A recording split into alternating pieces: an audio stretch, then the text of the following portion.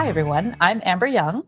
And I'm Barbara Phillips. And this is Let's Talk EVM. All right. Welcome back. Or anyone new, welcome. To get us started, I will state a disclaimer. And the disclaimer is said for myself and Barbara. Yes. And the disclaimer is that all of the views that are expressed in this podcast are our own, and they are not the views of the United States government. Perfect. All right. So with that, we're going to kick off our new segment, which we are currently calling Tell Your Neighbor.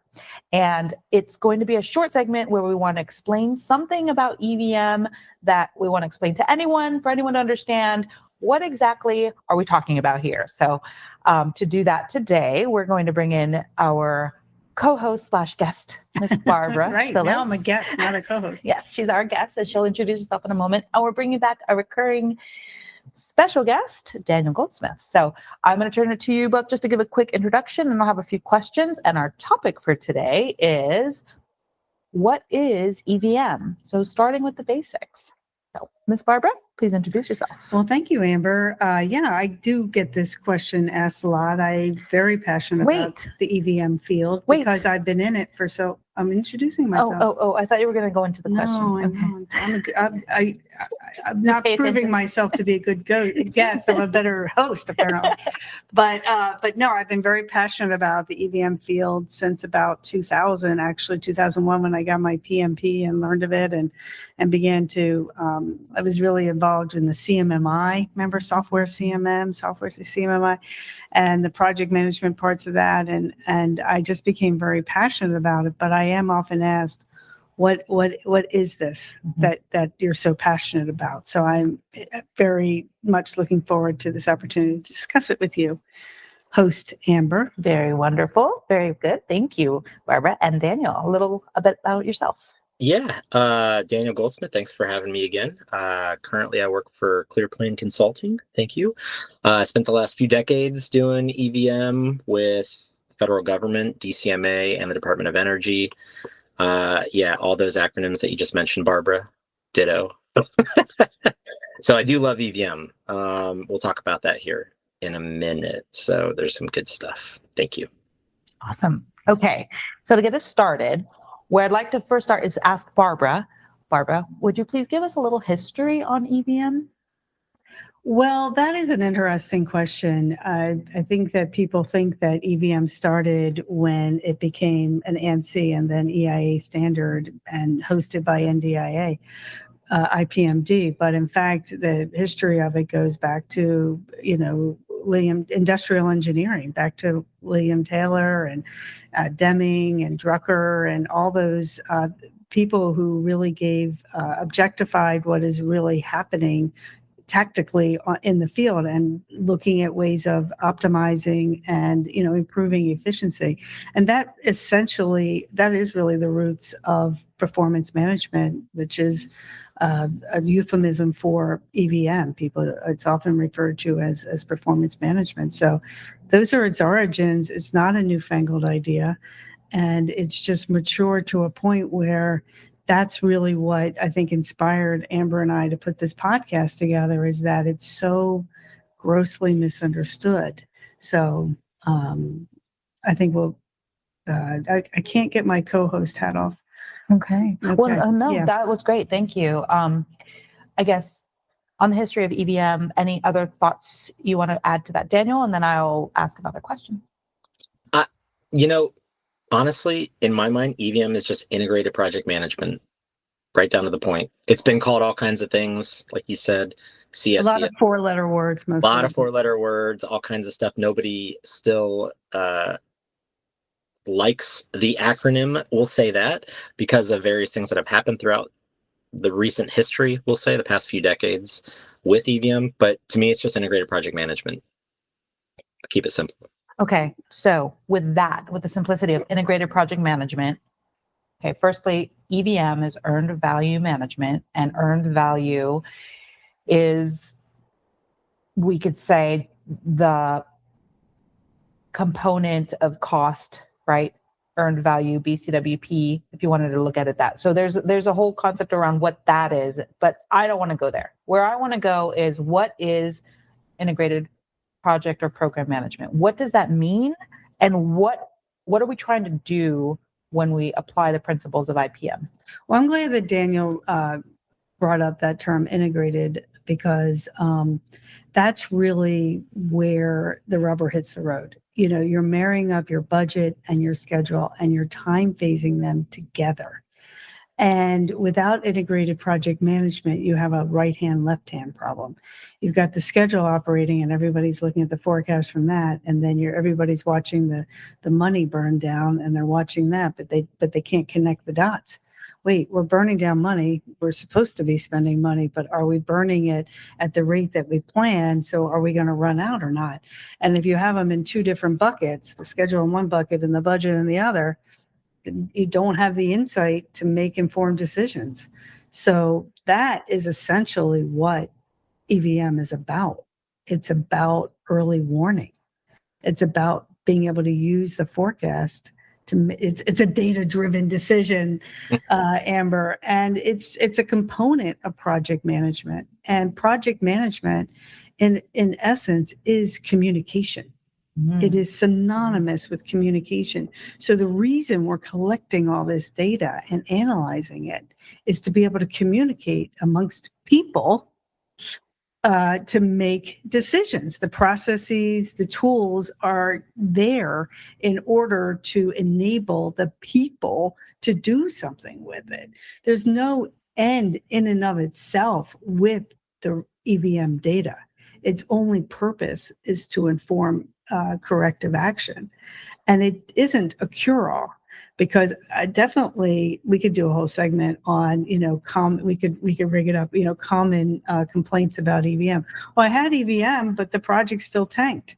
Well, EVM doesn't prevent it from tanking if you didn't use the data to prevent it from tanking, or some projects still tank and you're just watching the EVM data telling you it's tanking. There's something about the scope. It's impossible. There's something about the schedule. I mean, these things it's not a cure-all, but it's insight. It's visibility into what's going on in the project. And we've had several guests talk about why people don't want that. And why wouldn't people want that? But right now we're explaining to our neighbor, what is EVM? What is IPM? What would you say, Daniel? How would you say, what is integrated project management? Yeah, if you were explaining it to your son or... All right. Well, actually, I've had this conversation with family members a lot too, because for decades they're like, "What do you do? What do you do?" And ultimately, how I explain it is, it's project management. And a lot of responses are, "Well, that seems kind of silly. Of course, projects are doing project management." But it's surprising, actually, to your point, Barbara, that people don't want a lot of information and they're not doing it. And we're not going, I know that's not the purpose here, but the way I would explain it really is the ability to take that whatever project you're working on. Okay. And to me, it's project management, but I know we're along the lines of EVM here, and going through all 32 of the guidelines that the EI 748 make up, it's breaking that project down into different parts. You're planning the project. Okay. That's what your WBS is. And go from there. I'll try to stay away from acronyms, because I know we're explaining it to our neighbor, but we're planning the project. Okay. Then we're going to work the project. Okay. And part of working the project is taking performance on how we're doing. We want to see how we're doing. Okay. Check in. Did we get done what we said we were going to get done? Did we get done? Yeah. And then compare that to what our plan was. And if we're, let's say, behind our plan, and I'm the cost over schedule, it's going to give us that insight so that, like you said, Barbara, we can make decisions going forward. Now, if you elect not to look at the data and make decisions, okay, can't help where your project's going. Like you said, it's not a cure-all, but it's a dashboard telling you, here's what's going on, and allows you to use that information to make decisions to impact how that project is progressing. Okay, so it's a way to manage your project. Make a plan, you work to it, you assess your performance, you make decisions, and then you start all over until you get to the end of the project. Yeah, and project management, integrated project management is a very big umbrella, right? And there's one subcomponent of EVM, I think that you're kind of keying in on, both of you, and that's a corollary, or like, I don't know if it's a subset, but project controls. If you just think of that word, project controls, most often EVM is not applied to small projects. And when I say small, I mean less than $50 million. So, yeah. right? Yeah. So yeah.